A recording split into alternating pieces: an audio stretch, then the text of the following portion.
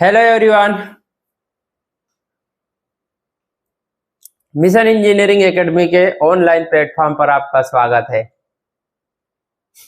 Friends, जैसे कि हमने बात की थी कि हम क्रैश कोर्स लेकर आए हैं और पैरेलल में हम क्वेश्चन सीरीज भी करवाने वाले हैं। ठीक है, तो हमारा मेन फोकस यही रहेगा कि आपको एक साइड जो थ्योरी से हम कंप्लीट करवा सके और बाकी हम बाय क्वेश्चन सीरीज आपको करवा सके। तो हम उसी पे काम करने वाले हैं। ठीक है, पहले भी हम कुछ क्वेश्चन प्रैक्टिस के क्वेश्चन सीरीज का जो भी वीडियो है या फिर जो भी हम प्रैक्टिस करवाए वो पहले हम यहाँ पर आपको बता चुके हैं। ठीक है, आप हमारे चैनल पर विजिट कर सकते हैं पिछले वीडियोस को, पिछले लेक्चर्स को देखने के लिए। आज से हम बात करेंगे पावर फैक्टर इम्प्रूवमेंट्स पे बेस्ड जो भी क्वेश्चन प्रीवियस ईयर में आए हुए हैं। ठीक है, इन क्वेश्चन से आपको काफी हेल्प मिलने वाली है। ठीक है,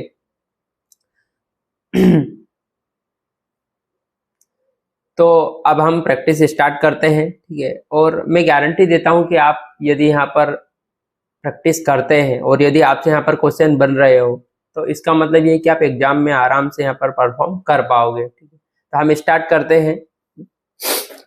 फर्स्ट क्वेश्चन है the main disadvantage of having poor power factors. ठीक है, तो पावर फैक्टर के पुअर होने से क्या दिक्कत होगी या फिर क्या हमको नुकसान होंगे उस चीज का हमें बात करना है। ठीक है, तो यदि मैं बात करूं तो यदि पावर फैक्टर यदि पुअर होगा तो इससे क्या होगा कि जो जनरेटिंग साइड होगा वहां पर जो जनरेटर होगा उस पर रिएक्टिव पावर का बर्डन जो होगा वो बढ़ जाएगा। ठीक है, रिएक्टिव पावर का बर्डन बढ़ जाएगा किस पे? जनरेटर पर। एक तो ये रीजन हो जाएगा। ठीक है, सेकंड ये हो जाएगा कि जो जनरेटर है उसका साइज हमको बढ़ाना पड़ेगा। यदि पावर फैक्टर पुअर हुआ तो इससे क्या होगा कि जनरेटर का साइज हमको क्या करना पड़ेगा? बढ़ाना पड़ेगा, जिससे क्या होगा कि जो इनिशियल इन्वेस्टमेंट है वो बढ़ जाएगी। इनिशियल इन्वेस्टमेंट मतलब वही है कि जो कॉस्ट होगी स्टेशन की और डिस्ट्रीब्यूशन की वो बढ़ जाएगी। ठीक है, नेक्स्ट हम बात करें तो जो इक्विपमेंट होंगे हमारे पावर सिस्टम में वो ज्यादा करंट ड्रा करेंगे। अब यदि मोर करंट ड्रा करेंगे तो उससे क्या होगा कि उसका भी हमें इंसुलेशन का ध्यान रखना पड़ेगा। इसका मतलब ये होता है कि जो डिस्ट्रीब्यूशन में जो इक्विपमेंट होंगे उनकी भी कॉस्ट बढ़ जाएगी। ठीक है, साथ ही साथ इससे क्या नुकसान होने वाला है कि जो करंट ड्रा होगा लाइन में वो बढ़ेगा। इससे क्या होगा? पावर लॉस बढ़ेगा, और पावर लॉस बढ़ेगा तो हमारी इफिशियंसी क्या होगी? डाउन होगी। ठीक है, और इससे एक नुकसान हमारा यही होगा कि जो वोल्टेज रेगुलेशन होगा वो भी हमारा पुअर होगा। ठीक है, वोल्टेज रेगुलेशन क्या होगा? पुअर होगा। तो वोल्टेज रेगुलेशन जो होगा वो पुअर होगा, मतलब वोल्टेज रेगुलेशन की वैल्यू बढ़ेगी। ठीक है, गुड गुड वोल्टेज रेगुलेशन हम किसको बोलते हैं? जिसमें क्या होगा? वोल्टेज रेगुलेशन की वैल्यू कम होना चाहिए। ठीक है, जिसकी वैल्यू जितनी ज्यादा कम होगी वोल्टेज रेगुलेशन की जितनी कम होगी उसको हम बोलेंगे कि वोल्टेज रेगुलेशन अच्छा है। बट यदि पावर फैक्टर पुअर होगा तो वोल्टेज रेगुलेशन की वैल्यू बढ़ेगी, मतलब उसको हम क्या बोलेंगे? Poor voltage regulation. तो यहाँ पर हमको ऑप्शन में क्या देखने के लिए मिल रहा है कि यदि पावर फैक्टर पुअर होगा तो कॉस्ट जो होगी वो बढ़ जाएगी, यानी कि स्टेशन और डिस्ट्रीब्यूशन इक्विपमेंट की कॉस्ट बढ़ जाएगी। तो हाँ, ये तो होता ही है, कॉस्ट बढ़ेगी जैसे कि मैंने आपको बताया। ठीक है, क्योंकि जनरेटर का साइज बढ़ाना पड़ेगा और साथ ही साथ इंसुलेशन बढ़ाना पड़ेगा, तो ये सब क्या होगा? कॉस्ट बढ़ जाएगी। नेक्स्ट हमने अभी बात की वोल्टेज रेगुलेशन में, यहाँ पर क्या होगा? पुअर होगा, तो ये भी हमारा ऑप्शन यहाँ पर बनता हुआ दिख रहा है। थर्ड क्या है? यहाँ पर इफिशियंसी क्या होगी? डाउन होगी। इफिशियंसी डाउन मतलब लॉस बढ़ेंगे। ठीक है, और लॉस बढ़ेंगे तो इससे क्या होगा? एफिशिएंसी डाउन होगी। यहाँ पर थर्ड ऑप्शन में भी यही दिया हुआ है। इसका मतलब जो हमारा राइट चॉइस क्या हो जाएगा? यहाँ पर ऑल ऑफ द अबव। ठीक है, तो ये हो जाएगा ऑल ऑफ द अबव, ये हमारा क्या हो जाएगा? यहाँ पर आंसर हो जाएगा। ये पुअर पावर फैक्टर के हमारे क्या हो जाएंगे? तीनों रीजन हो जाएंगे। ठीक है, नेक्स्ट क्वेश्चन। हाँ, तो फ्रेंड्स नेक्स्ट क्वेश्चन में क्या दिया हुआ है? आओ हम क्वेश्चन को रीड करते हैं। ठीक है, क्वेश्चन को हम रीड कर रहे हैं। Power factor can be improved by installing a device in parallel with load which has. ठीक है, तो सबसे पहले तो मैं बात करूं तो हमको यदि पावर फैक्टर इंप्रूव करना है तो हम कौन सी डिवाइस यूज करते हैं? तो देखो, यदि हमको पावर फैक्टर यदि इम्प्रूव करना है, पावर फैक्टर यदि इम्प्रूव करना है तो हम क्या करते हैं कि यहाँ पर जैसे ये लाइन है, ये हमारी जैसे कि लाइन है। ठीक है, और लाइन में यहाँ पर क्या है? ये हमारा इस प्रकार से लोड लगा हुआ है।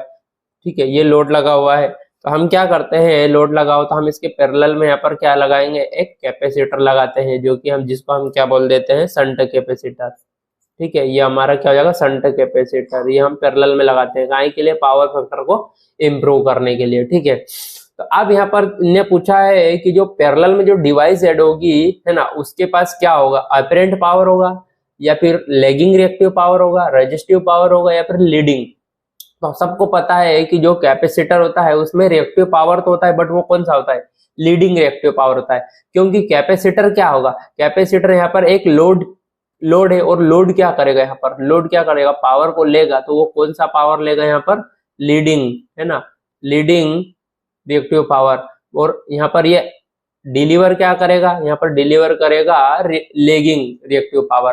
तो इन्हें पूछा कि ये लोड विच है, तो यहाँ पर क्या हो जाएगा, राइट ऑप्शन यहाँ पर लीडिंग रिएक्टिव पावर। ठीक है, कि जो लोड हैगा वो क्या लेगा, लीडिंग रिएक्टिव पावर। ठीक है ना, तो ये हो जाएगा लोड जो कि क्या लेगा, leading reactive power. Next question, next question. हाँ फ्रेंड्स, हम क्वेश्चन रीड करेंगे। Which of the following is used as a power factor compensator. ठीक है, तो पावर फैक्टर कंपनसेटर मतलब भाई पावर फैक्टर इंप्रूवमेंट। तो पावर फैक्टर इंप्रूवमेंट हम किसकी हेल्प से करते हैं, तो वो हो जाएगा कैपेसिटर के हेल्प से। क्योंकि जैसे मैंने आपको बताया कि हम लोड के पैरेलल में क्या लगाते हैं, एक बार शंट कैपेसिटर लगाते हैं, जो कि क्या करेगा, पावर फैक्टर को इंप्रूव करेगा। ठीक है, हम यदि बात करें, जैसे कि मैं आपको बता दूं कि हम जो शंट कैपेसिटर लगाते हैं तो इससे क्या होगा, एक तो पावर फैक्टर इंप्रूव होता है, मेन तो हमारा क्या होगा यहाँ पर, पावर फैक्टर इंप्रूव होगा, और यही हमारा क्या है यहाँ पर मेन मोटिव है। सेकंड क्या है कि जो वोल्टेज रेगुलेशन होगा ये भी इंप्रूव होगा इससे। ठीक है, वोल्टेज रेगुलेशन होगा ये भी इंप्रूव होगा। और थर्ड जो होता है वो सिस्टम की जो स्टेबिलिटी होगी वो बढ़ेगी। ठीक है, स्टेबिलिटी क्या होगी यहाँ पर, बढ़ेगी, स्टेबिलिटी क्या होगी, इंप्रूव होगी। ठीक है, तो यदि मैं बात करूं तो जो शंट कैपेसिटर लगाते हैं वो हम कहाँ पर लगाते हैं, तो वो हम सब स्टेशन में लगाते हैं, जो कि 32 केवी से सॉरी इसकी जो लिमिट रहेगी, तो ये हम कहाँ पर ऐड करते हैं, तो जो 32 केवी से 33 केवी से 132 केवी के जो सब स्टेशन होते हैं वहां पर लगाते हैं। और वहां पर हम क्या करते हैं, इसको लोड के पैरेलल में कनेक्ट करते हैं। जनरली ये कब लगाया जाता है, जब नॉर्मली हम जब सिस्टम सर्विस में होता है तब लगाया जाता है, और पीक लोड टाइम में इसको कनेक्ट किया जाता है। देखो ध्यान रखना, मैं जो भी बोल रहा हूँ उसको आपको ध्यान से सुनना है। ठीक है, इससे रिलेटेड भी क्वेश्चन बन सकते हैं। ठीक है, कि शंट कैपेसिटर को आप सर्विस में कब रखते हो, कहाँ पर लगाते हो, सब स्टेशन के वहां पर कौन सी रेंज में रखते हैं, तो वो 33 केवी से 132 केवी का होगा। जब हम इसको लगाते हैं तो पैरेलल में लगाते हैं। ठीक है, इसको स्टार कनेक्टेड या फिर डेल्टा कनेक्टेड बैंक के टर्म में लगाते हैं। इस प्रकार से आपको इन चीजों का ध्यान रखना है। ठीक है, तो ये हो जाएगा हमारा, इस पर डिस्कशन हो गया। ठीक है, अब और भी बाकी इससे रिलेटेड क्वेश्चन आएगा हम और इस पे हम डिस्कस करेंगे। Next question, next question. ठीक है, क्वेश्चन रीड करते हैं पहले। तो देखो क्वेश्चन में क्या दिया है, in order to improve the power factor in case of 3 phase load the capacitors are connected in. ठीक है, तो मैंने आपको क्या बोला कि जो कैपेसिटर्स होंगे, यानी कि जो कैपेसिटर बैंक होगी वो स्टार टर्म में भी हो सकती है और डेल्टा के फॉर्म में भी हो सकती है। जैसे ही मैंने अभी आपको प्रीवियस क्वेश्चन में अभी बात की थी कि जब कैपेसिटर बैंक हम किसको बोलते हैं, यहाँ पर कैपेसिटर कनेक्टेड होते हैं इन स्टार या फिर हम डेल्टा में। तो देखो यहाँ पर वही हमको क्वेश्चन देखने को मिल गया है। तो क्वेश्चन में जो पूछा हुआ है उस हिसाब से यहाँ पर हमको ऑप्शन सी देखने को मिल रहा है कि हम स्टार में भी रख सकते हैं या फिर उसको डेल्टा में भी कनेक्ट कर सकते हैं। और लोड के क्या रहेंगे, ये लोड के पैरेलल में रहेंगे। ठीक है, तो अब यदि मैं आपको हम बता दूं तो यहाँ पर देखो, यदि कोई स्टार में हो तो यहाँ पर जो इसका जो फेज वोल्टेज कितना हो जाएगा, इसका फेज वोल्टेज हो जाएगा VL/√3। किसका, यहाँ पर ये कैपेसिटर बैंक का। और यदि डेल्टा कनेक्टेड हुआ तो यहाँ पर इसके लिए जो वोल्टेज होगा वो कितना होगा, फेज वोल्टेज, वो लाइन वोल्टेज के बराबर हो जाएगा। यदि मैं यहाँ पर बात करूं तो चलो मैंने कभी स्टार कनेक्टेड यहाँ पर यदि बैंक इस प्रकार से रख लिया। ठीक है, इस ब्रांच में भी ऐसे ऐसे करके मैंने कैपेसिटर कनेक्ट कर दी। तो यदि मैं यहाँ आपको पूछूं कि ये जो कैपेसिटेंस होगा ये क्या होगा, पर फेज कैपेसिटेंस होगा। और एक जो सेल है उसका कैपेसिटेंस कितना हो जाएगा, तो एक सेल का जो कैपेसिटेंस हो जाएगा वो कितना हो जाएगा, CS हो जाएगा। इसका भी क्या हो जाएगा, CS हो जाएगा। तो ऐसे यदि नंबर ऑफ यदि कैपेसिटर जिनका कैपेसिटेंस क्या हो, CS हो, वो यदि सीरीज में कनेक्टेड होंगे तो वो इक्विवेलेंट कैपेसिटेंस को हम क्या बोल देंगे, C फेज बोल देंगे। तो C फेज क्या हो जाएगा यहाँ पर, C फेज क्या हो जाएगा, C फेज हो जाएगा यहाँ पर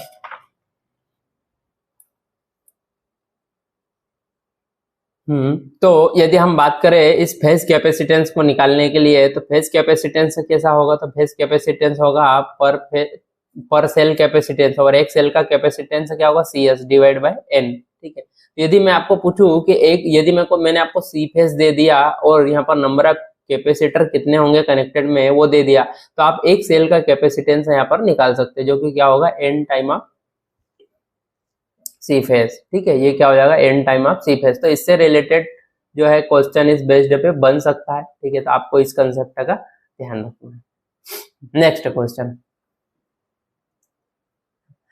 series capacitors on transmission line are of little use when the load volt ampere reactive requirement is. ठीक है, तो इनने क्या पर बोला है, क्वेश्चन में क्या बोला है कि हम क्या कर रहे हैं, यहाँ पर ट्रांसमिशन लाइन में एक सीरीज कैपेसिटर कनेक्ट कर रहे हैं। ठीक है, आर ऑफ लिटिल यूज। ठीक है, और वो हम क्या करेंगे, तो एक छोटा यूज के, जब कब लोड वोल्टेज एम्पियर रिएक्टिव जो होगा उसका रिक्वायरमेंट क्या होना चाहिए, तो वो कब होगा, जब स्मॉल होगा। ठीक है, क्या होना चाहिए यहाँ पर, स्मॉल रिक्वायरमेंट हो तब। ठीक है, स्मॉल रिक्वायरमेंट हो तब हम यहाँ पर सीरीज कैपेसिटर को ट्रांसमिशन लाइन में यूज करते हैं। Next question, question number 6। ठीक है, पहले हम क्वेश्चन रीड करेंगे। देखो क्वेश्चन में क्या दिया हुआ है, the low power factor of an industrial plant is uneconomical for. ठीक है, अगेन हमको वही पूछा गया यहाँ पर कि पावर फैक्टर लो होगा तो उससे इंडस्ट्रियल प्लांट के लिए क्या होगा, वो अनइकोनॉमिकल होगा। ठीक है, तो वो किन किन लोगों के लिए अनइकोनॉमिकल होगा, तो वो ऑप्शन में दिया, देखो एक तो इलेक्ट्रिक सप्लाई यूटिलिटी, और सेकंड दिया है owner of the plant only. तो ये तो दोनों के लिए यहाँ पर अनइकोनॉमिकल होगा ना, तो ऑप्शन सी हमारा क्या हो जाएगा, सही हो जाएगा, both the owner of the plant and electric supply utility. ठीक है,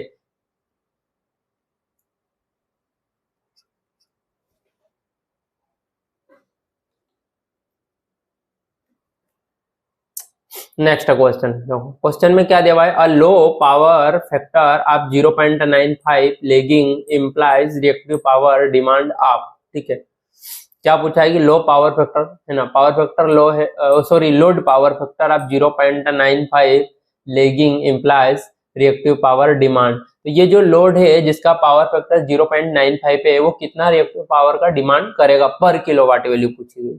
ठीक है, पर किलोवाट वैल्यू यहाँ पर पूछी गई है।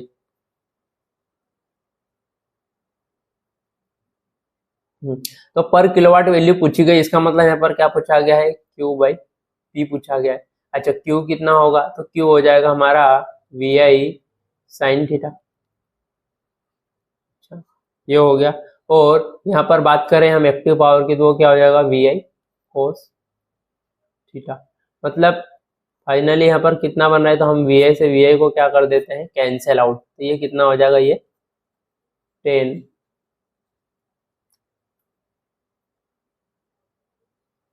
थीटा। ठीक है, 10 थीटा। तो यहाँ पर सबसे पहले हम बात करेंगे, थीटा निकाल लेते हैं। तो भैया थीटा कितना हो जाएगा, तो थीटा हो जाएगा हमारा कोस इनवर्स 0.95। ठीक है, क्यों, ये कैसे आया, तो देखो हमारा कोस थीटा क्या है, कोस थीटा ही तो 0.95 है, तो हम कोस को इधर ले तो कितना हो जाएगा, कोस इनवर्स 0.95। तो यहाँ पर जो हमारा एंगल होगा वो कितना हो जाएगा, तो एंगल हो जाएगा हमारा कोस इनवर्स 0.95 हो जाएगा कितना, 18.90। कितना हो जाएगा, 18.90। अब हम यहाँ पर क्या करेंगे, तो यहाँ पर हम निकाल लेंगे, क्या निकालेंगे यहाँ पर, तो हम निकाल लेंगे 10 थीटा। ठीक है, हम क्या निकाल लेंगे, 10 थीटा। तो देखो यहाँ से हम 10 18.19 जब फाइंड करेंगे, तो यहाँ पर क्या देखने को मिलेगा, तो ये हो जाएगा 0.33। ठीक है, 0.33, मतलब ये जो हमारा KVR पर किलोवाट कितना हो जाएगा, 0.33 हो जाएगा। Next question, which of the following is used for power factor improvement in transmission line. नीचे जो दिया गया है ना, उनमें हमको यदि पावर फैक्टर इंप्रूवमेंट के लिए कौन सा डिवाइस यूज करेंगे उसके बारे में पूछा गया है। तो ट्रांसमिशन लाइन में यदि हमको पावर फैक्टर इंप्रूव करना हो, तो हम क्या इंडक्शन का यूज करते हैं, नहीं करते हैं, या फिर AC सीरीज मोटर का यूज करते हैं, नहीं, चौक का यूज करते हैं, नहीं। तो यहाँ पर क्या करेंगे हम, ओवर एक्साइटेड, देखो जो ओवर एक्साइटेड सिंक्रोनस मोटर होती है वो किसके इक्विवेलेंट होती है, वो कैपेसिटर के इक्विवेलेंट होती है, ठीक है। अब हम इसको ओवर एक्साइटेड क्यों बोलते हैं, तो ये ओवर एक्साइटेड इसलिए बोलते हैं क्योंकि ये क्या करता है यहाँ पर कि लेगिंग जो होगा, लेगिंग रिएक्टिव पावर होगा वो सप्लाई करेगा और लीडिंग रिएक्टिव पावर को क्या करेगा, एब्जॉर्ब करेगा। मतलब ये जस्ट लाइक क्या होगा, शंट कैपेसिटर की तरह बिहेव करेगा। तो ये पावर फैक्टर कौन इंप्रूव करता है, पावर फैक्टर इंप्रूव करने के लिए भी तो हम शंट कैपेसिटर ही लगाते हैं। तो इसलिए ये हो जाएगा हमारा क्या, ओवर एक्साइटेड, ठीक है, ये हो जाएगा over excited synchronous phase modifier, ठीक है, over excited synchronous phase modifier. तो यहाँ पर ऑप्शन बी क्या दिया हुआ है, जिसमें लिखा है over excited 3 phase synchronous motor running on no load. तो जो नो लोड पे सिंक्रोनस मोटर होगा उसी को हम बोलते हैं सिंक्रोनस फेज मॉडिफायर, ठीक है। नेक्स्ट क्वेश्चन में क्या दिया हुआ है, पहले हम रीड करते हैं क्वेश्चन को। Power factor of an electrical system can be improved by connecting. अगर हमको वही पूछा है कि पावर फैक्टर यदि इंप्रूव करना है तो कौन सी डिवाइस कनेक्ट करते हैं, तो वो जैसे कि मैंने आपको बताया कि हम शंट कैपेसिटर लगाते हैं। और जो शंट कैपेसिटर होता है वो किसके एनालॉगस होता है, किसके इक्विवेलेंट होता है, तो वो होता है सिंक्रोनस फेज मॉडिफायर, ठीक है। सिंक्रोनस फेज मॉडिफायर भी क्या होना चाहिए, ओवर एक्साइटेड होना चाहिए। बट हम बात करें तो इसको हम सीरीज में लगाते हैं या शंट में लगाते हैं, या shunt is nothing but parallel. तो हम जैसे पहले भी बताया कि शंट कैपेसिटर कहाँ कनेक्ट किया जाता है, पैरेलल में किया जाता है। तो यहाँ पर ऑप्शन में यदि देखे तो देखो ऑप्शन में क्या देखने के लिए मिल रहा है कि reactor in parallel with the system. हम रिएक्टर तो नहीं लगाते। अंडर एक्साइटेड भी नहीं लगाते। अंडर एक्साइटेड क्या कर रहा है, अंडर एक्साइटेड तो फेरेंटी इफेक्ट के कंपनसेशन में काम आ रहा है। ओवर एक्साइटेड मतलब वही जो कि शंट कैपेसिटर की तरफ बिहेव करेगा। तो ओवर एक्साइटेड सिंक्रोनस मोटर इन सीरीज नहीं, हम सीरीज में नहीं लगाते। इसका मतलब ऑप्शन डी देखें तो ऑप्शन डी में हमको क्या देखने को मिल रहा है, an over excited synchronous motor in parallel with the system, ठीक है। तो आई होप कि फ्रेंड्स आपको कुछ सीखने के लिए मिल रहा होगा, ठीक है। ऐसे ही और वीडियोस पाने के लिए और क्वेश्चन सीरीज पाने के लिए हमारे चैनल को लाइक करें, शेयर करें, सब्सक्राइब करें और हमारे साथ जुड़े रहे यदि आपको सिलेक्शन चाहिए तो, ठीक है। अब हम बात करेंगे नेक्स्ट क्वेश्चन की।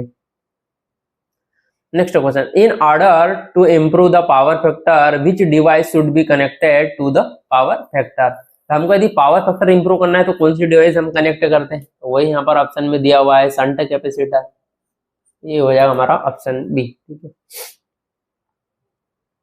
फ्रेंड्स आई होप कि आपको मजा आ रहा होगा, ठीक है। आप खुद से भी क्वेश्चन यहाँ पर हम उसका सॉल्यूशन नहीं दे उसके पहले आप यहाँ पर 1.5 की स्पीड से भी इसको अटेंड कर सकते हो, ताकि आप कम से कम टाइम में ज्यादा से ज्यादा चीजों को कवर कर सको, ठीक है। हम क्वेश्चन पे आते हैं।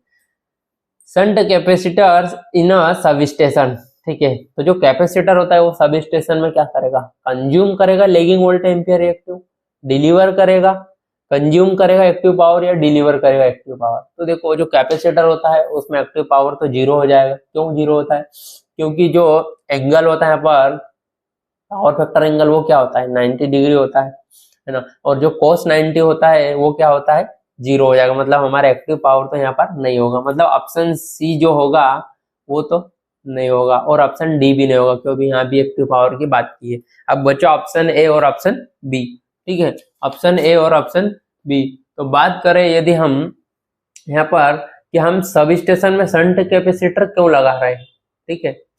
तो हमको लेगिंग रिएक्टिव पावर चाहिए। क्यों, क्योंकि ये क्या करेगा, लेगिंग रिएक्टिव पावर को डिलीवर करके क्या करेगा, पावर फैक्टर को इम्प्रूव करेगा। तो हमें पावर फैक्टर को ही इम्प्रूव करवाना है। तो यहाँ पर जो ओल्ड एम्पियर रिएक्टिव होगा वो क्या करेगा, डिलीवर करेगा लेगिंग वार को, है ना। यदि यहाँ पर ऑप्शन में ये दिया होता है कि एब्जॉर्ब करेगा लीडिंग को, तो वो भी यहाँ पर क्या होता है, सही ऑप्शन हो जाता है। तो देखो यहाँ पर जो शंट कैपेसिटर होगा वो क्या करेगा, वो एब्जॉर्ब करेगा किसको, एब्जॉर्ब किसको करेगा, एब्जॉर्ब करेगा रिएक्टिव पावर, जो कि क्या होगा, लीडिंग होगा, लीडिंग रिएक्टिव पावर को। और डिलीवर करेगा किसको, तो डिलीवर करेगा लेगिंग रिएक्टिव पावर को, ठीक। तो ऑप्शन बी क्या हो जाएगा यहाँ पर हमारा, सही हो जाएगा, deliver lagging volt ampere reactive. Next question, static capacitors are used for, ठीक है। हम स्टैटिक कैपेसिटर क्यों यूज करते हैं, फ्रेंड्स जो हम स्टैटिक कैपेसिटर यूज करेंगे, यानी कि वो यहाँ पर शंट कैपेसिटर की बात कर रहे हैं, तो हम पावर फैक्टर का इम्प्रूवमेंट करने के लिए, ठीक है। तो ऑप्शन डी क्या हो जाएगा हमारा यहाँ पर राइट आंसर हो जाएगा। नेक्स्ट क्वेश्चन रीड करेंगे पहले। Capacitors used for improvement of power factor of system, ठीक है। जो कैपेसिटर यूज किया जाता है पावर फैक्टर को इम्प्रूव करने के लिए, ठीक है, वो क्या करेगा, वो ड्रा करेगा lagging power and supply leading power, नहीं, ठीक है, उल्टा वो क्या करेगा, वो सप्लाई करेगा लेगिंग को और ड्रा करेगा किसको, लीडिंग को। तो यहाँ पर ऑप्शन ए भी नहीं हो सकता है, क्योंकि ये भी ड्रा कर रहा है लेगिंग को, ये गलत हो गया। ड्रा करेगा लेगिंग को नहीं, ड्रा करेगा किसको, लीडिंग पावर को, ठीक है। ड्रा करेगा लीडिंग पावर को और सप्लाई क्या करेगा, लेगिंग पावर। तो ऑप्शन सी क्या हो जाएगा, ध्यान से पढ़ोगे तो आप इसका सही आंसर लगा पाओगे, ठीक है। Next question. For power factor improvement the amount of capacitance required for star connected capacitor bank is, ठीक है। तो जो कैपेसिटर बैंक जो कि यदि स्टार कनेक्टेड हुई, तो यदि हमको पावर फैक्टर इंप्रूवमेंट करना है, ठीक है, तो यहाँ पर कंपेयर कर रहा है किसमें, कि स्टार के केस में ज्यादा कैपेसिटेंस लगेगा या डेल्टा के केस में। तो हम जानते ही है ना, हम जानते ही है, ठीक है, कि देखो जो कैपेसिटेंस है ना, यदि डेल्टा कनेक्टेड हो, ठीक है, ये क्या है हमारा कैपेसिटेंस है, डेल्टा कनेक्टेड है, ये सी है, ये सी है और ये सी है। यदि हम ये इसे स्टार में कनेक्टेड लग करेंगे, ठीक है, ये क्या होगा, यदि स्टार कनेक्टेड करते हैं तो यही कैपेसिटेंस कितना हो जाएगा, 3 टाइम हो जाएगा, ठीक है। ये कैपेसिटेंस कितना हो जाएगा, 3 टाइम हो जाएगा। ये क्या हो जाएगा, 3 टाइम होगा, मतलब ये जो सी होगा इन केस ऑफ स्टार, वो कितना हो जाएगा, वो हो जाएगा 3 time of capacitance in case of delta. तो यहाँ पर ऑप्शन में क्या देखने के लिए मिल रहा है कि 3 time less than the delta connected bank, नहीं, लेस कहाँ होता है तो मोर होगा, ठीक है। हाँ, हाफ ऑफ द डेल्टा नहीं, इक्वल नहीं, तो यहाँ पर क्या हो जाएगा, ये कैपेसिटर बैंक का 3 times more than delta connected, ठीक है। देखो डेल्टा के केस में सी था, तो स्टार के केस में कितना हो जाएगा, 3 टाइम हो जाएगा, मतलब स्टार के केस में क्या हो जाएगा, मोर हो जाएगा किससे, डेल्टा के केस से। Next question. इफ क्वेश्चन का है 15 नंबर क्वेश्चन में, del is the loss angle of a cable, its power factor is, ठीक है। तो यहाँ पर क्या पूछा गया है हमको, पावर फैक्टर के बारे में पूछा गया, किसके, लॉस एंगल के, ठीक है। तो यदि मैं आपको बात बताऊं तो देखो जो केबल होती है उसमें क्या होता है, डाइलेक्ट्रिक मीडियम भी होता है, और यहाँ पर क्या होगा, इंसुलेशन में लीकेज भी होगा, ठीक है। तो यहाँ पर ये क्या होगा, केबल में कैपेसिटेंस भी देखने के लिए मिलेगा और रेजिस्टेंस भी देखने के लिए मिलेगा। ये हमने क्या कर दिया, यहाँ पर अप्लाई कर दिया क्या, वोल्टेज, ठीक है। और ये हमारा क्या हो जाएगा, तो ये हो जाएगा हमारा करंट।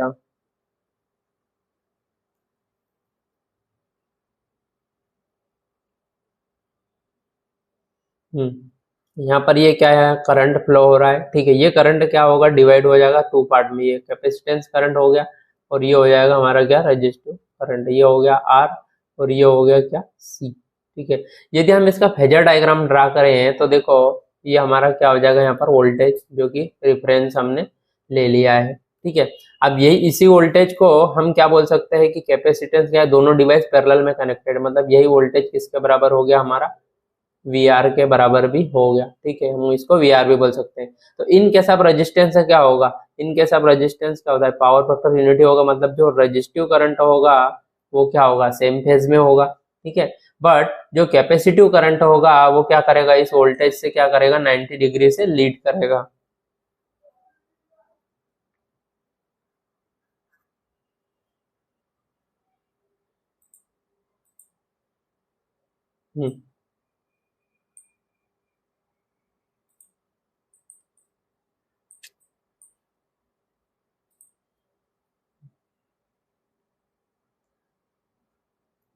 तो यहाँ पर देखो ये जो करंट है, चार्जिंग करंट है, कैपेसिटिव करंट, ये क्या करेगा, एग्जैक्टली 90 डिग्री से लीड करेगा, किससे, इस वोल्टेज से, ठीक है। अब यहाँ पर क्या करेंगे कि जो करंट आई है वो क्या करेगा, फेजर सम होगा किसका, आईसी का और आईआर का, ठीक है। वो कैसे, तो देखो हम यहाँ पर देख सकते हैं कि जो कैपेसिटिव करंट होगा वो क्या होगा, वो सॉरी जो लोड करंट होगा यहाँ पर वो क्या हो जाएगा, जो कि फेजर सम होगा किसका, कैपेसिटिव करंट का और रेजिस्टिव करंट का। तो ये दोनों यहाँ पर क्या करेंगे, एक फेजर सम देंगे, ठीक है, ये फेजर सम देंगे जो कि ये इस प्रकार से होने वाला है, ठीक है। तो यदि हम यहाँ पर पावर फैक्टर की बात करें, ठीक है, तो यहाँ पर ये जो होगा करंट, ये हो गया करंट और ये हो गया सप्लाई वोल्टेज और ये करंट, तो इनके बीच में ये एंगल क्या हो जाएगा, यहाँ पर ये हो जाएगा पावर फैक्टर जो कि लोड एंगल होगा, ठीक है। और यहाँ पर जो चार्जिंग करंट होगा, इस करंट से यहाँ पर क्या कर रहा है, लीड करेगा, वो कितने से करेगा, बाय डेल एंगल करेगा, ठीक है। ये हो जाएगा क्या, बाय डेल एंगल। तो यहाँ पर हमको क्या पूछा गया है, यहाँ पर लॉस एंगल है ना, केबल के लिए जो लॉस एंगल होगा उस है ना, उसके लिए पावर फैक्टर कितना होगा, तो वो पावर फैक्टर यहाँ पर हो जाएगा कितना, कोस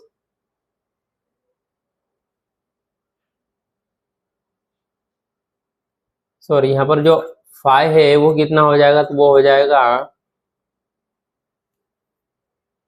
जो एंगल हो जाएगा फाई वो कितना हो जाएगा 90 माइनस डेल, ठीक है। ये जो एंगल है ये फाई, ये जो पावर फैक्टर एंगल है ये कितना हो जाएगा 90 माइनस डेल, मतलब यहाँ पर ओवरऑल 90 में से हम क्या करेंगे, ओवरऑल 90 में से इस डेल को हटा देंगे तो हमको क्या मिल जाएगा, ये एंगल मिल जाएगा फाई, ठीक है। तो ये जो पावर फैक्टर होगा कोस फाई वो कितना हो जाएगा, कोस 90 माइनस डेल, ठीक है, कोस 90 माइनस डेल।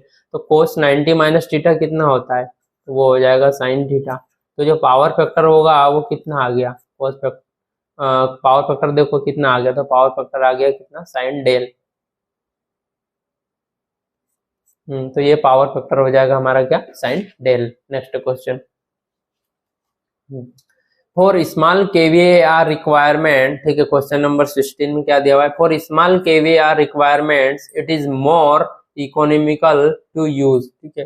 यदि हमको स्मॉल केवीआर रिक्वायरमेंट हो तो हम यहाँ पर क्या यूज करेंगे, synchronous condenser, static capacitor, emergency power supply या फिर एनी ऑफ दी अबाव, ठीक है। तो हम यहाँ पर क्या करते हैं, स्टैटिक कैपेसिटर के लिए, ओ सॉरी स्मॉल केवीआर रिक्वायरमेंट के लिए हम क्या करते हैं, स्टैटिक कैपेसिटर का यूज करते हैं।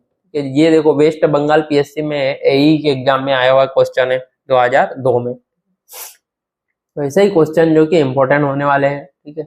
अब यदि ऐसे क्वेश्चन की भी प्रैक्टिस कर लेते हो तो आप ये चैप्टर में अच्छा कर पाओगे, ठीक है। Question number 17, the power factor of a load of 400 kilowatt is 0.5 lagging, order to raise the power factor to 0.8 the condenser is used to is, ठीक है। यहाँ पर हमको क्या पूछा गया कि जो यहाँ पर पावर फैक्टर इंप्रूव करना है तो इसके लिए जो हम कैपेसिटर लगाएंगे उसका जो रिएक्टिव पावर वो जो होगी रेटिंग वो क्या होगी, ठीक है। तो देखो सबसे पहले मैं आपको उसको थोड़ा सा बेसिक बता दूं कि देखो हमको यदि पावर फैक्टर इंप्रूव करना हो तो हम क्या लगाते हैं, कंडेंसर या फिर कोई शंट कैपेसिटर। अब पावर फैक्टर इंप्रूव करने का मतलब ये होगा कि जो न्यू पावर फैक्टर होगा है ना वो इंप्रूव होगा, मतलब उसकी वैल्यू बढ़ी हुई आएगी किससे, पावर फैक्टर ओल्ड से, यानी कि पावर फैक्टर 1 से, जो न्यू वाला होगा वो ज्यादा होगा। अब ये कब पॉसिबल होगा, तो देखो यहाँ पर जब एंगल इसका क्या होगा, कम होगा, तभी तो ये पावर फैक्टर की वैल्यू बढ़ेगी, ठीक है।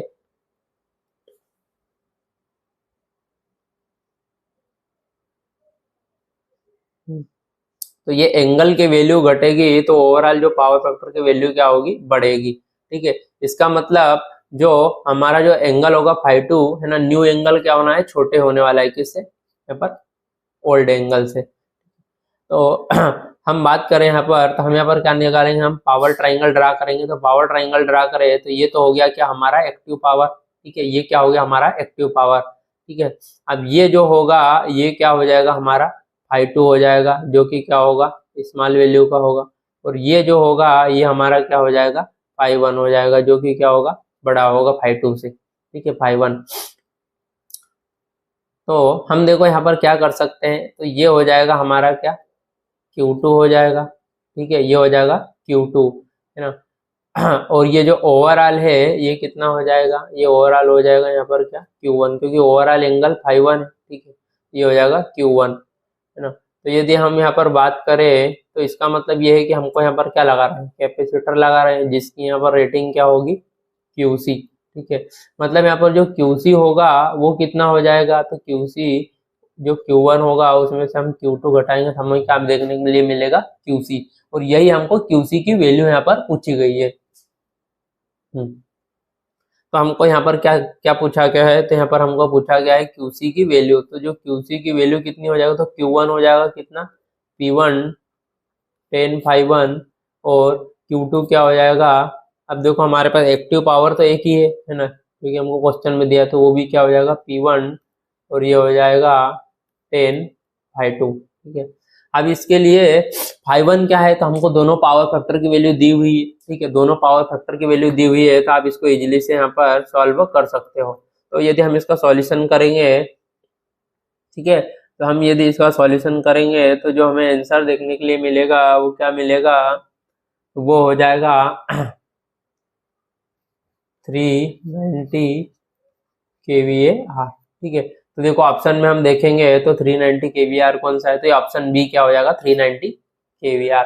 तो मैंने आपको देखो इसका बेसिक फंडामेंटल बता दिया है कि आप यहाँ पर जो कैपेसिटर नीड रहेगा वो पावर फैक्टर इंप्रूवमेंट के लिए उसकी रेटिंग क्या होगी, रिएक्टिव पावर, तो वो मैंने आपको बता दिया है। आप यहाँ पर वैल्यू पुटअप करके ये काम आपका है कि आप उसको कैसे सॉल्व करोगे। ठीक है, next question, series capacitors are used for improving the line power factor. ठीक है, तो हम यहाँ पर जो series capacitor use sorry question में क्या दिया हुआ है कि जो सीरीज कैपेसिटर यूज करते हैं, है ना, वो हम किसको इम्प्रूव करने के लिए करते हैं। ठीक है, तो वो हम देखो एक्चुअल में क्या होता है कि ये जो लाइन है हमारी, ठीक है, ये हमारी क्या हो जाएगी, लाइन हो जाएगी, ये हो जाएगी आर और ये हो जाएगा एक्सएल। ठीक है, तो यदि हमको पावर ट्रांसफर यदि ज्यादा करना हो तो जो रिएक्टेंस होगा वो क्या होना चाहिए, कम होना चाहिए, जिससे क्या होगा, पावर की जो पावर ट्रांसफर कैपेबिलिटी क्या होगी, वो बढ़ेगी। ठीक है, अब देखो हम ये जानते हैं कि यदि हम इसके सीरीज में यदि क्या लगा दें, तो इसके सीरीज में हम यहाँ पर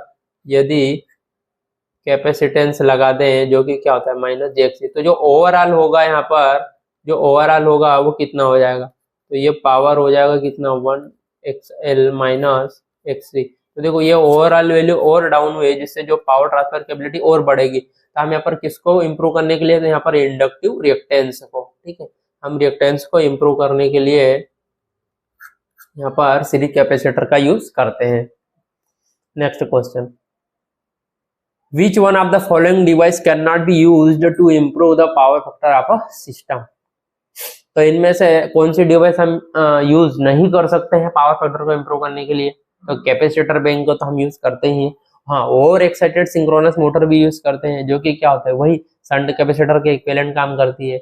स्टैटिक वीआर कंपनसेटर भी करते हैं। तो यहाँ पर जो इंडक्टर बैंक होगा वो यहाँ पर पावर फैक्टर को इम्प्रूव करने के लिए काम में नहीं आएगा। ठीक है, तो ऑप्शन डी क्या हो जाएगा, हमारा करेक्ट हो जाएगा। हाँ, next question, the most suitable location for the power factor improvement device is. ठीक है, इन्हें क्या बोला है, लोकेशन पूछी है। ठीक है, कि यदि हमको पावर फैक्टर इंप्रूवमेंट करना है तो डिवाइस की लोकेशन क्या होनी चाहिए, तो वो near the electrical appliances which is responsible for the poor power factor, मतलब वो ये लोड के पैरेलल में। तो हाँ, ऑप्शन ए हमारा क्या हो जाएगा, सही हो गया, ऑप्शन ए तो बन गया। ऑप्शन बी की बात करें, at the receiving end, yes ये भी रिसीविंग एंड साइड लगाते हैं। हाँ, तो ये क्या हो जाएगा, बोथ ए एंड बी। ठीक है, बोथ ए एंड बी क्या हो जाएगा, हमारा आंसर हो जाएगा। ए भी सही हो गया और बी भी सही हो गया। Next question, power factor of an inductive circuit can be improved by connecting a capacitor to it in series. नहीं, सीरीज में तो कनेक्ट करते ही नहीं, सीरीज में तो पावर ट्रांसफर कैपेबिलिटी बढ़ाते हैं। ठीक है, तो हम ये क्या करेंगे, इसको पैरेलल में कनेक्ट करते हैं। ठीक है, ये देखो एग्जाम में आया हुआ है, ये एपीजीसीएल है ना, ये कौन सा है, आसाम पावर जनरेशन, ठीक है, कॉर्पोरेशन लिमिटेड, और ये नागालैंड पीएससी में आया हुआ है 2017 में। ये क्वेश्चन काफी इंपॉर्टेंट है, आपको ऐसे ही क्वेश्चंस की प्रैक्टिस करना है और ऐसे ही क्वेश्चन की प्रैक्टिस हम आपको करवाने वाले हैं। ठीक है, तो आप हमारे साथ जुड़े रहिए, बने रहिए, किसी भी एग्जाम को फाइट करना हो तो। ठीक है, next question, the kVAr rating required for improving the power factor of a load operating at a 500 kilowatt and 0.85 power factor to 0.95। देखो अगेन वही बोला गया है, पावर फैक्टर को इम्प्रूवमेंट करने की बात, पावर फैक्टर की यहाँ पर वैल्यू बढ़ा रहे। ठीक है, मैंने आपको इसका बेसिक जो फंडामेंटल वो तो बता ही दिया है। ठीक है, तो जो यहाँ पर इसकी रेटिंग होगी वो कितनी हो जाएगी, तो वो हो जाएगी P1 और ये हो जाएगा 10/1 माइनस 10/2। ठीक है, पिछले क्वेश्चन में मैं आपको बता ही चुका हूँ। तो यहाँ P1 कितना हो जाएगा, तो P1 हो जाएगा 500 किलोवाट और यहाँ पर 10/1, तो 10/1 कितना होगा, 5/1 की वैल्यू हो जाएगी कोस इनवर्स 0.85 माइनस 10/2। तो 10/2 कितना हो जाएगा, तो 10/2 हो जाएगा कोस इनवर्स 0.95। आप इसको सॉल्व करोगे, ठीक है, आप इसको जब सॉल्व करोगे तो आपका जो आंसर क्या आ जाएगा, तो आंसर आ जाएगा 145 kVAr। ठीक है, 145 kVAr। तो ऑप्शन ए क्या हो जाएगा, राइट हो जाए। Next question 23, capacitors with automatic power factor controller when installed in a plant. ठीक है, यदि हम कैपेसिटर, ठीक है, यदि हम इंस्टॉल करते हैं प्लांट में, जिसमें क्या होगा, हम पावर फैक्टर को ऑटोमेटिक कंट्रोल कर सकते हैं।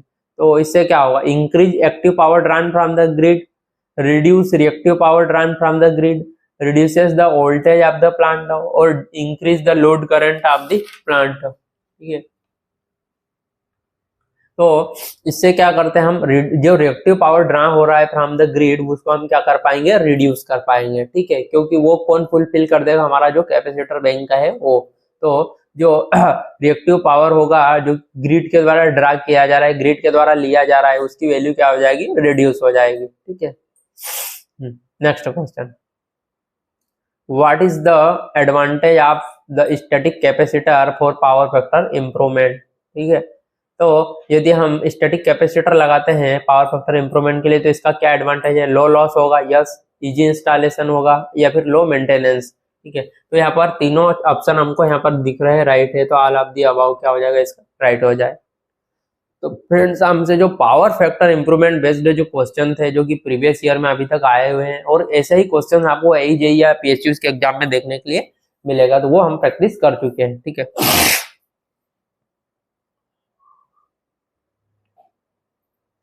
हाँ फ्रेंड्स, तो अब हम power factor improvement based question practice कर चुके हैं। अब हम बात करेंगे power line carrier communication system, वही जो मैंने आपको ट्रांजिएंट्स बेस्ड यहाँ पर कुछ कंसेप्ट दिया था पावर सिस्टम की, अभी जो लास्ट क्लास हुई थी उसमें। ठीक है, तो उसमें हमने बात की थी वही कि जो रिफ्लेक्शन कॉफिशिएंट्स क्या होंगे, ट्रांसमिशन कॉफिशिएंट क्या होंगे, ठीक है, लाइन टर्मिनेशन के केस में, वो सब सारी चीजें हमने देखी थी। तो उसी बेस्ड पर यहाँ पर क्वेश्चन देखने के लिए आपको मिलेंगे। ठीक है, तो हम यहाँ पर फर्स्ट क्वेश्चन की बात करें तो क्वेश्चन में पूछा है विच of the following statement is not true for transposition of conductors. ठीक है, मतलब वही कंडक्टर का ट्रांसपोजिशन करते हैं, तो कौन सा स्टेटमेंट यहाँ पर रॉन्ग दिख रहा है। ठीक है, it refers to exchanging the positions of power conductor at regular interval along the line.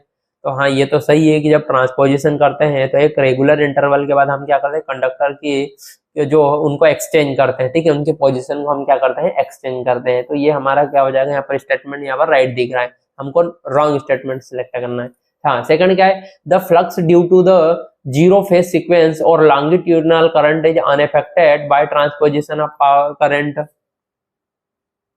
तो हाँ, ये भी ट्रू है कि जो फ्लक्स होगा जीरो फेज सीक्वेंस के कारण या फिर लॉन्गिट्यूडनल ट्यूडिनल करंट के कारण, वो अनअफेक्टेड होता है by transposition of power system. Transposition से क्या होता है, ट्रांसपोजिशन से तो जो फ्लक्स लिंकेजिंग होगी उसकी एवरेज वैल्यू जीरो होती है। ठीक है, जिससे कि हमको यहाँ पर किसका इंटरफेरेंस वगैरह का इफेक्ट नहीं देखने के लिए मिलता है। ठीक है, ये यहाँ पर अनअफेक्टेड होगा इस केस में, तो ऑप्शन बी भी क्या हो जाएगा, ट्रू हो जाएगा। हाँ, थर्ड क्या है, it results in the increase of electromagnetically induced EMF on the wires.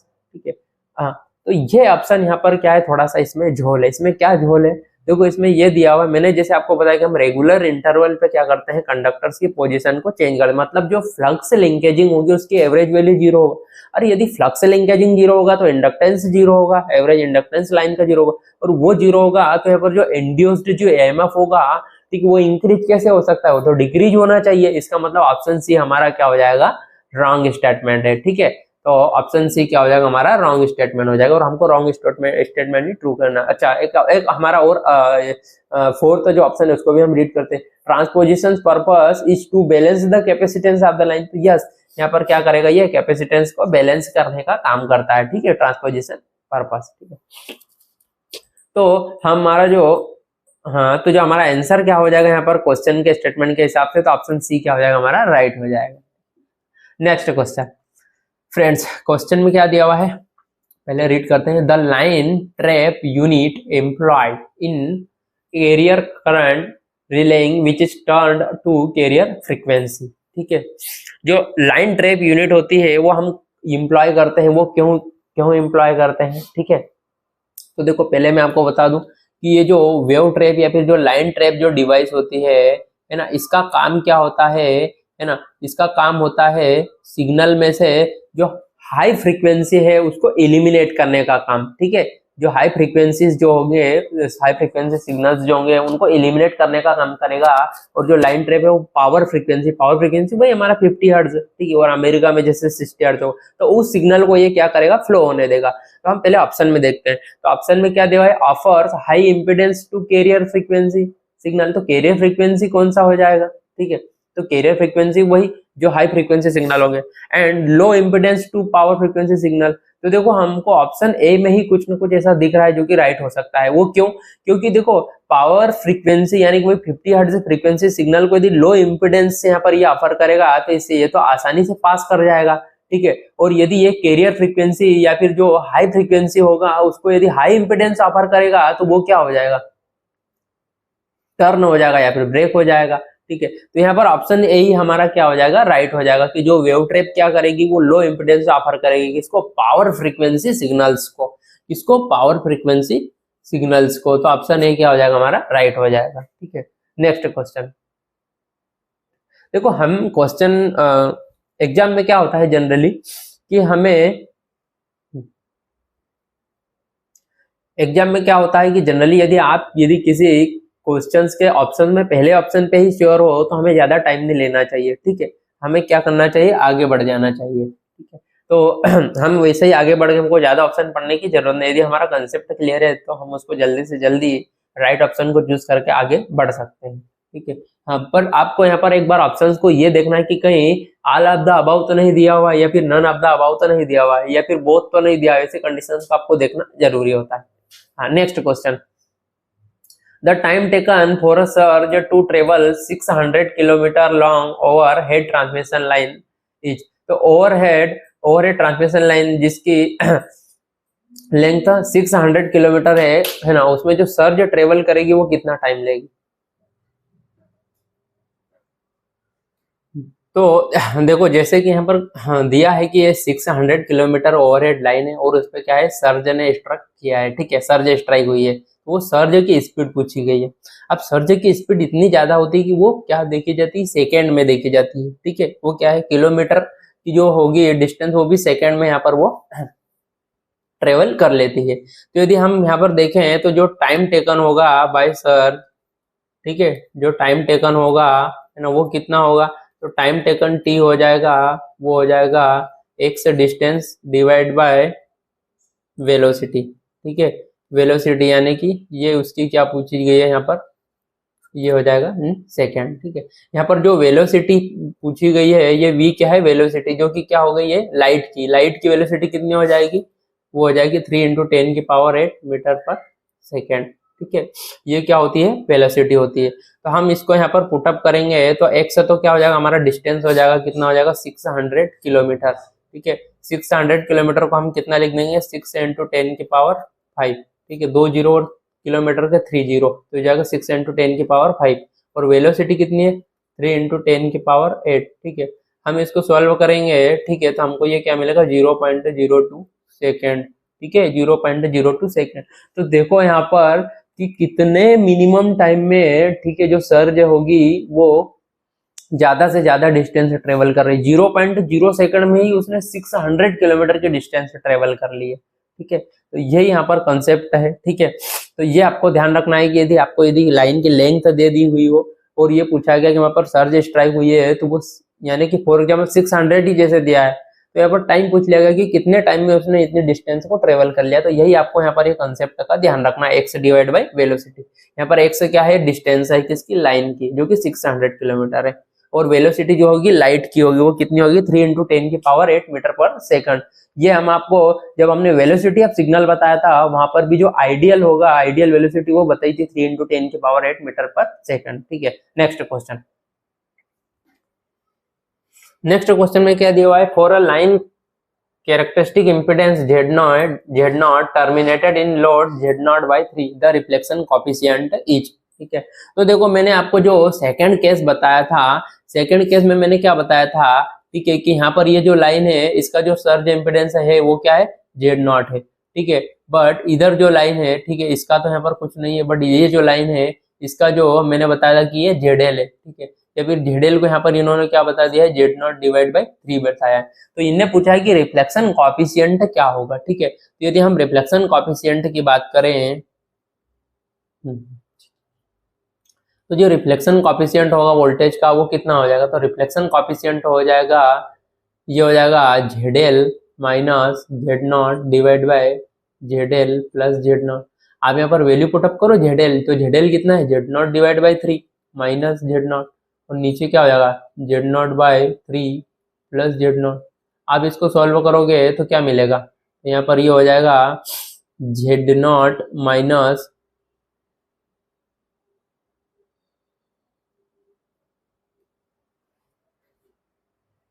तो आप इसको जब सॉल्व करोगे तो ये हो जाएगा कितना, -1/2। ठीक है, -1/2, तो ये हो जाएगा रिफ्लेक्शन कोएफिशिएंट कितना हो जाएगा, ये नेगेटिव हो जाएगा। ठीक है, तो देखो मैंने आपको ये कंसेप्ट कितने अच्छे से बताया, देखो उन्हीं बेस्ड पे आपको क्वेश्चन देखने के लिए मिलेगा, और जब आप ऐसे चैप्टर को अटेंड करोगे और क्वेश्चन बन पाएंगे तो आपको और मजा आएगा, आपका कॉन्फिडेंस और बूस्टअप होगा। ठीक है, हाँ, next question, the reflection coefficient for the transmission line so in figure below at point P is. अब देखो क्वेश्चन के फिगर में देखो तो जो लाइन का सर्ज इम्पीडेंस कितना है, 400 ओम, और लोड है उसका कितना है, वो भी 400। मतलब ये केस कौन सा है, तो ये केस है केस नंबर थर्ड जो मैंने आपको बताया था। ठीक है, तो देखो हमने थर्ड केस में क्या बात करी थी, थर्ड केस में हमने बात करी थी, केस थर्ड की बात हो तो इसमें क्या होता कि जो ZL है ना, यानी कि जो लाइन या लोड का जो इम्पीडेंस है वो किसके बराबर है, वो सर्ज इम्पीडेंस ऑफ लाइन के बराबर है ना। तो ये कितना है, ये भी 400 है। ठीक है, और ये भी कितना है, 400 है, जो हमको दिया हुआ है। ये सेकंड केस की बात करें तो यहाँ पर जो रिफ्लेक्शन होगा वो होगा क्या, ठीक है, रिफ्लेक्शन होगा क्या, तो वो हम देख लेते हैं। ठीक है, इन्होंने हमको क्या पूछा है, रिफ्लेक्शन कोएफिशिएंट ही तो पूछा है। ठीक है, क्या पूछा है हमको, रिफ्लेक्शन कोएफिशिएंट ही पूछा है। तो उन्होंने क्या पूछा है, the reflection coefficient for the transmission line. तो रिफ्लेक्शन कोएफिशिएंट जो मैंने आपको बताया था अभी, जैसे बताया प्रीवियस क्वेश्चन में, क्या हो जाएगा, ZL minus Z0 divide by ZL plus Z0। Z0 यहाँ पर क्या है, सर्ज इम्पीडेंस, इसको हम ZS बोल देंगे। तो देखो यहाँ पर ये ZL भी 400 है और ZS भी कितना है, 400 है, तो कितना हो जाएगा, 0। और ये मैंने आपको बता भी दिया कि यदि लोड का इम्पीडेंस लाइन के सर्ज इम्पीडेंस के बराबर हो गया, ठीक है, तो वहां पर रिफ्लेक्शन होगा ही नहीं। ठीक है, वहां पर रिफ्लेक्शन क्या हो जाएगा, 0 हो जाएगा। नेक्स्ट,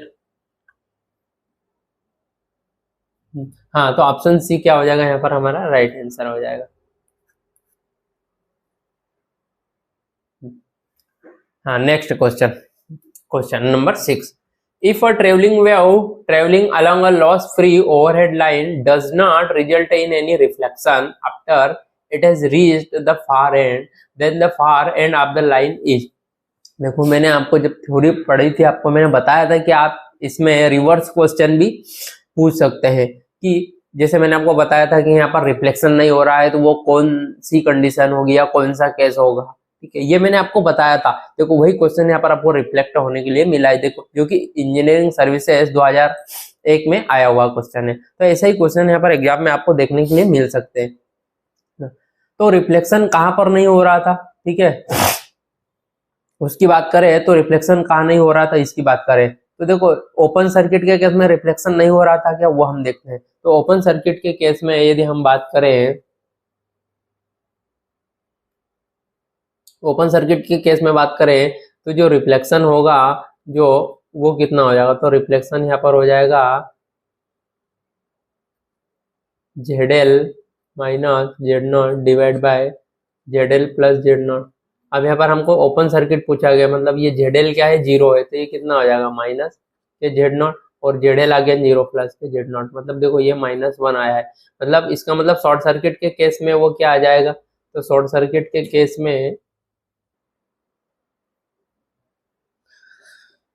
तो फ्रेंड्स जैसे कि क्वेश्चन में दिया हुआ है, ठीक है, कि हमको रिफ्लेक्शन नहीं हो वो वाला केस कौन सा होगा। तो देखो पिछले प्रीवियस क्वेश्चन में भी आपको मैंने बताया था, ठीक है, प्रीवियस क्वेश्चन में भी मैंने आपको बताया था कि जब भी यहाँ पर जो ZL है, ठीक है, वो किसके बराबर हो जाए, सर्ज इम्पिडेंस के बराबर हो जाए, ठीक है। यहाँ पर कौन सा ऑप्शन ऐसा है जिसमें वो केस दिख रहा हो, terminated into resistance equal to surge impedance, वही वाला है। यहाँ पर जो सर्ज इम्पिडेंस है वो किसके बराबर है, R के बराबर, यही वाला केस है, ठीक है। तो इस केस में क्या होगा, रिफ्लेक्शन यहाँ पर जीरो होगा। रिफ्लेक्शन मतलब ये कि दोनों रिफ्लेक्शन कॉफिशिएंट ऑफ वोल्टेज भी जीरो होना चाहिए, रिफ्लेक्शन कॉफिशिएंट ऑफ करंट भी जीरो होना चाहिए। और ये दोनों किस केस में होते हैं, तो ये होते हैं ऑप्शन सी, यहाँ पर देखने के लिए मिल रहा है। इस केस में क्या हो जाएगा, रिफ्लेक्शन कॉफिशिएंट क्या हो जाएंगे, जीरो हो जाएगा। नेक्स्ट क्वेश्चन, और ट्रेवलिंग वे ऑफ 400/1/50 मीन्स, ठीक है, इसका मतलब क्या होता है, मीन्स क्रेस्ट वैल्यू क्या होगी यहाँ पर 400 kV की होगी, ठीक है। मीन्स 400 kV क्या हो जाएगी, क्रेस्ट वैल्यू हो जाएगी। यहाँ पर जो 1 है वो क्या हो जाएगा, राइज टाइम हो जाएगा। जो 1 है वो क्या होगा, राइज टाइम हो जाएगा। और जो 50 होगा वो क्या हो जाएगा, फॉल टाइम होगा। ये जो टाइम होते हैं वो क्या होता है, माइक्रो सेकेंड में होंगे। टाइम जो होंगे वो क्या होंगे, माइक्रो सेकेंड में होंगे। तो वो हम यहाँ पर तीन चीजें देखने के लिए मिल रही है। 400 क्या हो जाएगा, केवी होगा, ये क्या हो जाएगा यहाँ पर क्रेस्ट वैल्यू हो जाएगी, ये क्या हो जाएगी, क्रेस्ट वैल्यू हो जाएगी।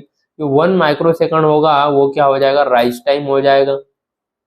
और 50 माइक्रो सेकंड होगा वो क्या हो जाएगा, तो 50 माइक्रो सेकंड यहाँ पर हो जाएगा, ये हमारा फॉल टाइम हो जाएगा, फॉल टाइम हो जाएगा, ठीक है। तो ऑप्शन सी क्या हो जाएगा हमारा यहाँ पर राइट हो जाएगा। 400 kV with rise time 1 micro second with fall time 50 micro second.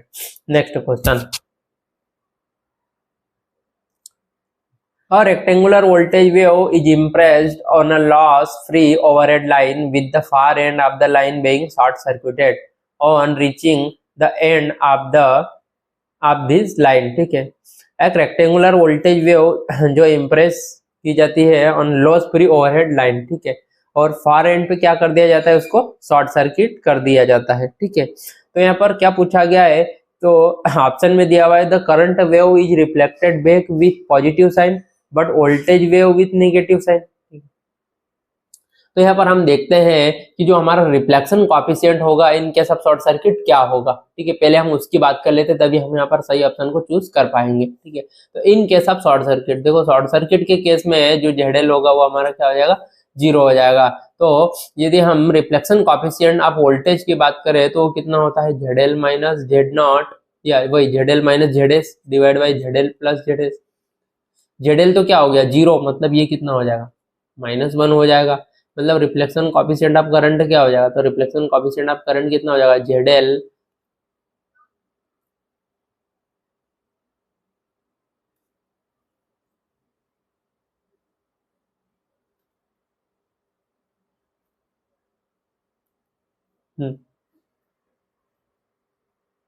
तो ये हो जाएगा ZS minus ZL divide by ZS plus ZL। अब ZL दोनों ये जीरो हो जाएगा, ZL जीरो हो जाएगा, तो कितना हो जाएगा, ZS डिवाइड बाय ZS, यानी कि ये कितना हो जाएगा, +1 होगा, ठीक है। मतलब जो रिफ्लेक्शन कॉफिशिएंट ऑफ वोल्टेज क्या है, माइनस आया है, और रिफ्लेक्शन कॉफिशिएंट ऑफ करंट क्या है, पॉजिटिव आया है, ठीक है। तो जो रिफ्लेक्टेड वोल्टेज होगा, ठीक है, ये क्या हो गया, रिफ्लेक्टेड वोल्टेज होगा VDS, वो कितना हो जाएगा, निगेटिव हो जाएगा।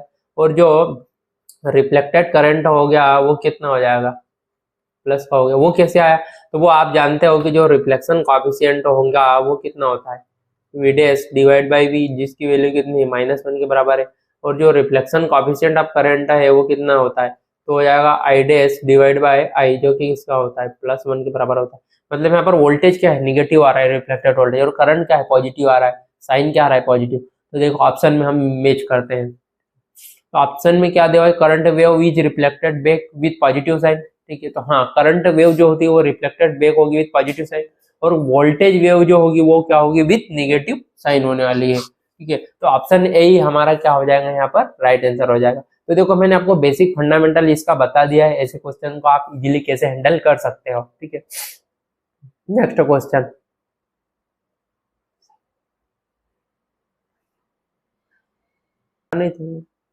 हाँ नेक्स्ट क्वेश्चन, ठीक है। A long overhead lossless power transmission line is terminated with its characteristic impedance while the line is in operation, ठीक है।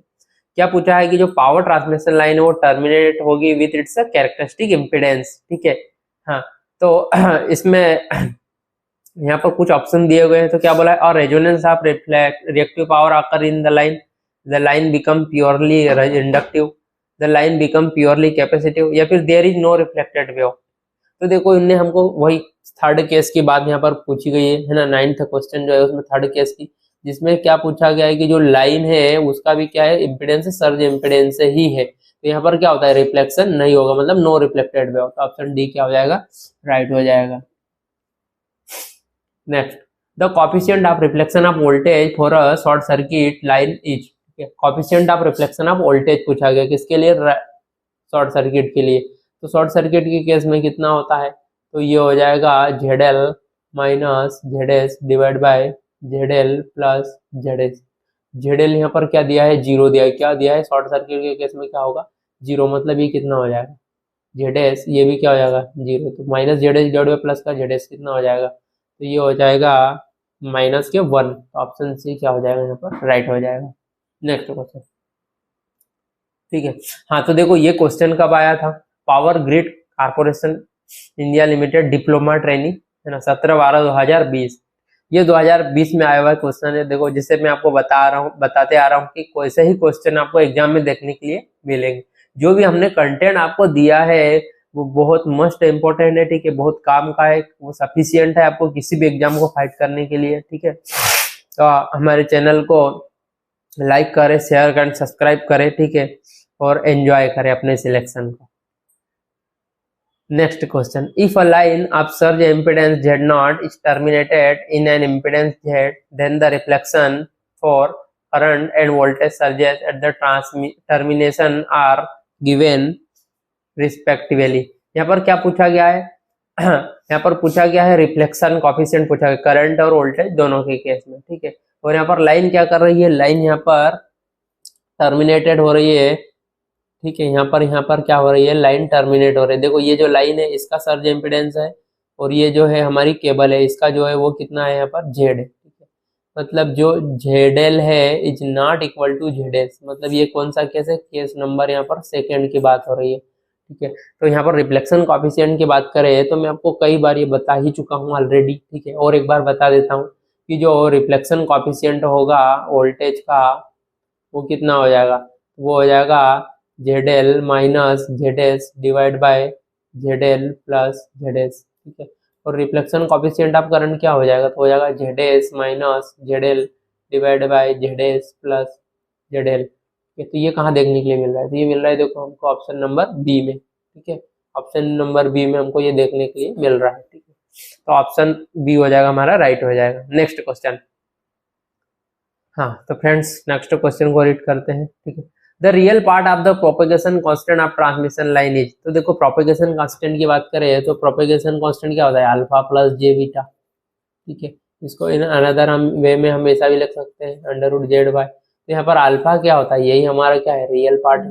और एग्जाम में हमको क्या, सॉरी क्वेश्चन में हमको क्या पूछा गया है, रियल पार्ट पूछा गया, तो वो क्या होता है, अटेन्यूएशन कांस्टेंट। अल्फा क्या है यहाँ पर, अटेन्यूएशन कांस्टेंट है, ठीक है। ये क्या होगा अल्फा, तो अल्फा हो जाएगा यहाँ पर, अल्फा हो जाएगा अटेन्यूएशन कांस्टेंट, ठीक है। तो अटेन्यूएशन कांस्टेंट हो जाएगा। नेक्स्ट क्वेश्चन, हाँ ये क्वेश्चन आया था कब, यूपीपीसीएल जेई में, ठीक है। कब आया था, 2021 में, ये लेटेस्ट क्वेश्चन है, ठीक है। शिफ्ट 2 में आया है जो कि 8/9/2021 को आया था। हाँ, wave trap is used to trap waves of, ठीक है। अच्छा वेव ट्रैप का हम क्यों यूज करते हैं, ठीक है। तो जैसे मैंने आपको पहले बताया वेव ट्रैप को हम लाइन ट्रैप बोल सकते हैं, ठीक है। वेव ट्रैप को हम क्या बोल सकते हैं, लाइन ट्रैप भी बोल सकते हैं। तो वेव ट्रैप क्या हो जाएगा, तो वेव ट्रैप जो है हाई फ्रीक्वेंसी को क्या करता है, ब्लॉक करेगा, और पावर फ्रीक्वेंसी को क्या करेगा, पास करेगा। ठीक है, तो यहाँ पर पूछा गया है wave trap is used to trap waves of higher frequency. Trap करना मतलब यहाँ पर ब्लॉक करना, स्टॉपर, फ्रीक्वेंसी स्टॉपर। तो हाई फ्रीक्वेंसी को ये क्या करेगा, ट्रैप कर लेगा, स्टॉप कर देगा। तो ऑप्शन बी क्या हो जाएगा हमारा, राइट हो जाएगा। तो फ्रेंड्स ये आज का जो हमारा जो क्वेश्चन सीरीज था वो कंप्लीट हो गया है। ठीक है, जिसमें हमने 2 चैप्टर्स की बात कर ली, पावर फैक्टर इंप्रूवमेंट और ये power line carrier communication system की बात कर ली है। ऐसे ही और मोर वीडियोस पाने के लिए हमारे चैनल को लाइक करें, शेयर करें, सब्सक्राइब करें। आई होप कि आपने एंजॉय किया होगा इस लेक्चर को। ठीक है, टेक केयर, बाय बाय, जय हिंद, जय भारत।